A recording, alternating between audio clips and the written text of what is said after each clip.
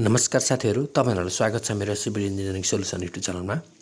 मैले चाहिँ आज तपाईहरुलाई यस भिडियोमा क्वेशन नम्बर 101 बाट क्वेशन नम्बर 110 सम्म भन्न गइरहेको छु।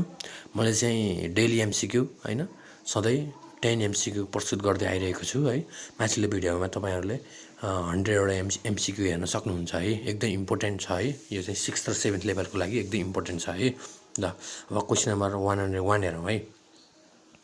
पढौँ त क्वेशन।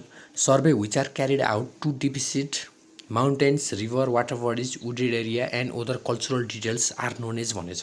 के होला त भन्नुस् त? क्याडेस्ट्रल सर्वे हो कि टोपोग्राफिकल सर्वे हो कि सिटी सर्वे हो कि गाइड म्याप सर्वे हो हैन? के होला? Survey which are carried to depict mountain हैन, river, water bodies, wooded area यो भनेको त हाम्रो नेचुरल फिचर हो नि त हैन।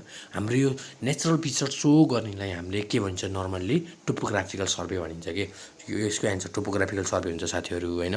तर क्याडेस्ट्रल सर्वे, सिटी सर्वे भनेको के हो, गाइड म्याप सर्वे भनेको के हो त्यो पनि बुझ्नु पर्यो नि त हामीले हैन। त्यो पनि बुझ्न जरुरी छ नि। किन भएन त नि अरु अप्सन हैन।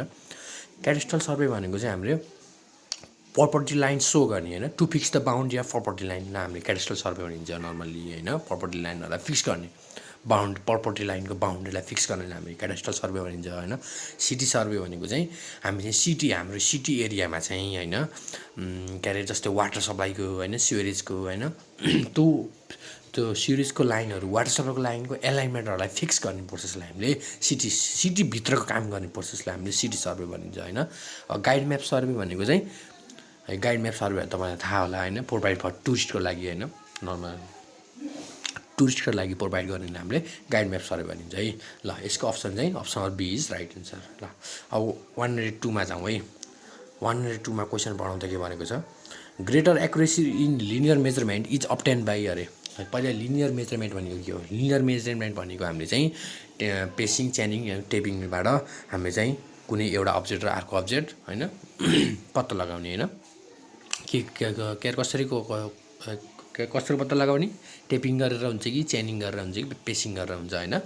ओ यसरी मेजर गर्ने प्रोसेसलाई हामीले लिनियर मेजरमेन्ट भनिन्छ हैन। यो चाहिँ एउटा डाइरेक्ट र इन्डाइरेक्ट छ हैन। तर हामीले चाहिँ एकदम ग्रेट एक्युरेसी भनेको चाहिँ हाम्रो च्यानिङ के अरे च्यानिङ र टेपिङ हो हैन। तर एकदमै ग्रेटर एक्युरेसी भन्दा हामीले टेपिङले भनिन्छ है नर्मल्ली। तर ट्यागोमेट्री भनेको चाहिँ के हो? हामीले चाहिँ च्यान र टेप युज नगरी हैन हामी भर्टिकल र होरिजन्टल पोजिसन हाम्रो अर्थ सर्फेसमा चाहिँ भर्टिकल र horizontal position of point find गर्नलाई हैन हामीले चाहिँ के अरे ट्यागोमेट्री भनिन्छ है। हामी चाहिँ यो ट्यागोमेट्रीमा चाहिँ जनरली च्यान र टेप चाहिँ हामीले युज गरिँदैन है। हो त्यही भएर हाम्रो चाहिँ option number C is right answer है। अब 103 मा हेरौँ है।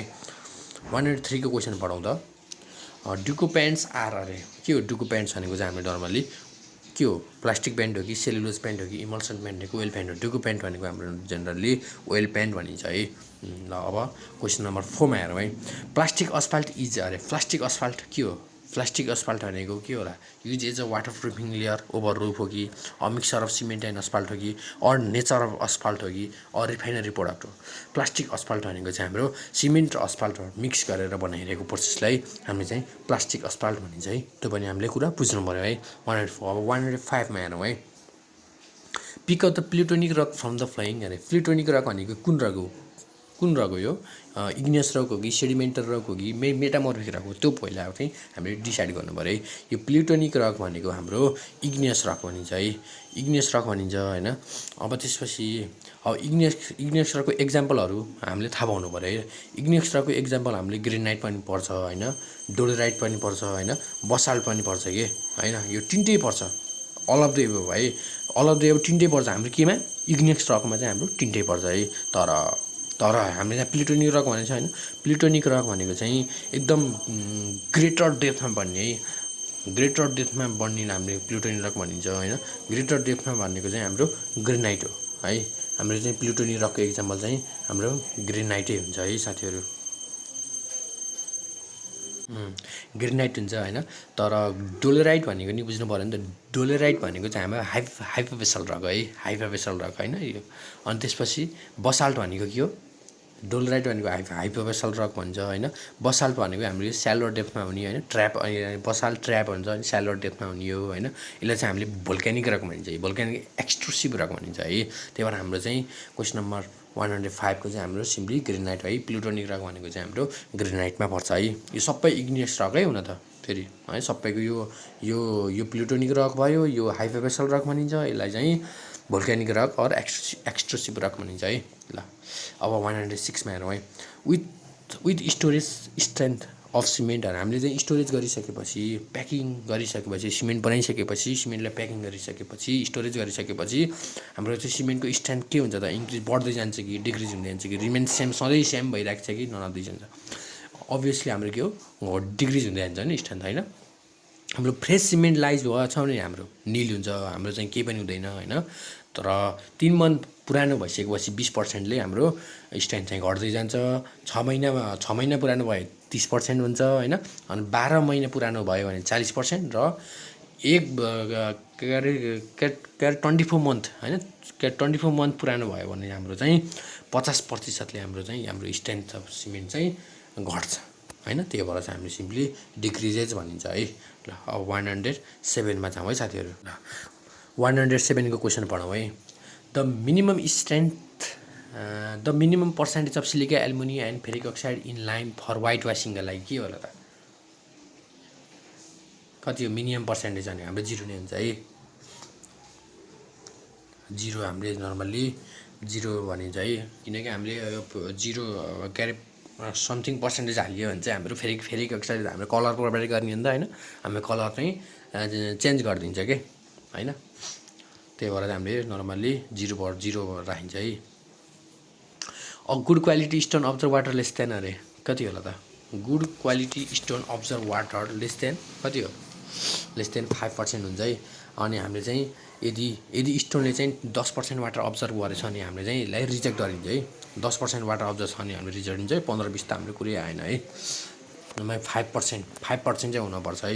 लेस देन 5% हुनुपर्छ। ल अब 109 मा हेरौँ है। Due to shrinkage stress a simply supported beam having reinforcement only at bottom tends to भनेछ। के होला त? के हुनसक्छ साथीहरू?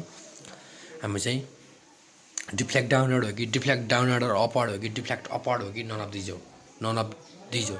यसको चाहिँ डिफ्लेक्ट डाउनवर्ड हुन्छ है। यो चाहिँ सम्झ याद हुनु पर्यो साथीहरू। ल अब 110 हेरौँ है। For road pavement the cement generally is अरे हाम्रो रोड पेभमेन्टको लागि सिमेन्ट कुन सिमेन्ट युज हुन्छ? हाम्रो रोड पेभमेन्टमा त हाम्रो त सिमेन्ट छिटो सेट हुनु पऱ्यो होइन। हो छिटो सेट हुनु। कुन सिमेन्ट छिटो सेट हुन्छ? Ordinary Portland cement. हाम्रो इनिसियल सेटिङ टाइम चाहिँ छिटो हुनु पऱ्यो। अर्डिनरी पोर्टल्यान्ड सिमेन्ट हो कि ऱ्यापिड हार्डनिङ सिमेन्ट हो कि लोएड सिमेन्ट हो कि ब्लास्ट फर्नेस स्ल्याग सिमेन्ट हो? अभियसली ऱ्यापिड हार्डनिङ सिमेन्ट नामै काफी छ है। ऱ्यापिड छिटो सेट हुने होइन। रिपेयर वर्कको लागि चाहिँ हाम्रो चाहिँ यो ऱ्यापिड हार्डनिङ सिमेन्ट युज हुन्छ है। अब अर्डिनरी पोर्टल्यान्ड सिमेन्ट त तपाईँलाई थाहा होला होइन। नर्मल रेजिडेन्टल बिल्डिङहरूमा होइन आरसिसी कोलुम बिमहरूमा नर्मली युज हुन्छ होइन।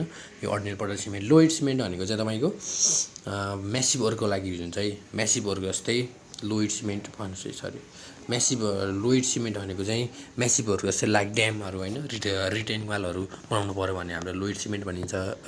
लोएड सिमेन्ट चाहिँ युज गरिन्छ होइन। तर ब्लास्ट फर्नेस स्ल्याग सिमेन्ट भनेको चाहिँ हाम्रो वाटर रिटेनिङ स्ट्रक्चरहरूमा चाहिँ यो युज हुन्छ है। जस्तै वाटर रिटेनिङ स्ट्रक्चर रिटेनिङ वालहरू बनाउनु पऱ्यो होइन जस्तै रिभरहरूमा युज हुन्छ, टनेलहरूमा चाहिँ होइन। त्यही चाहिँ हाम्रो चाहिँ इम्पर्मेबिलिटी चाहिँ हामीले इम्प्रुभमेन्ट गर्नको लागि चाहिँ हामीले नर्मल्ली यो चाहिँ ब्लास्ट फर्नेस स्ल्याग सिमेन्ट चाहिँ युज हुन्छ है। र यो चाहिँ मास कङ्क्रिटको ओथ्सहरूमा युज हुन्छ है। जस्तै ड्याम फाउन्डेसनहरूमा होइन जहाँ चाहिँ लो हिट अफ हाइड्रेसन रिक्वायर गर्छ होइन, त्यसमा नि यो ब्लास्ट फर्नेस स्ल्याग सिमेन्ट चाहिँ युज हुन्छ है। ल साथीहरू मैले चाहिँ तपाईँहरूलाई 101बाट 110सम्म भनेँ है। मैले चाहिँ अब नेक्स्ट भिडियोमा 110 देखि 120सम्म आउँछु है। मैले चाहिँ यसरी नै daily 10 most important MCQ question प्रस्तुत गर्दा आइरहेको छु है। तपाईँहरू मेरो च्यानलमा नयाँ हुनुहुन्छ भने माथिल्लो भिडियोहरू हेरिदिनु होला है, हेर्नु होला। अनि मेरो च्यानल पनि सब्सक्राइब गर्न नभुल्नु होला है। यस्तै भिडियोहरू हेर्नको लागि मेरो च्यानल सब्सक्राइब गर्नु होला। ल साथीहरू मैले चाहिँ आज तपाईँहरूलाई यति नै गरेँ। अब नेक्स्ट भिडियोमा भेटौँला है। बाई बाई साथीहरू।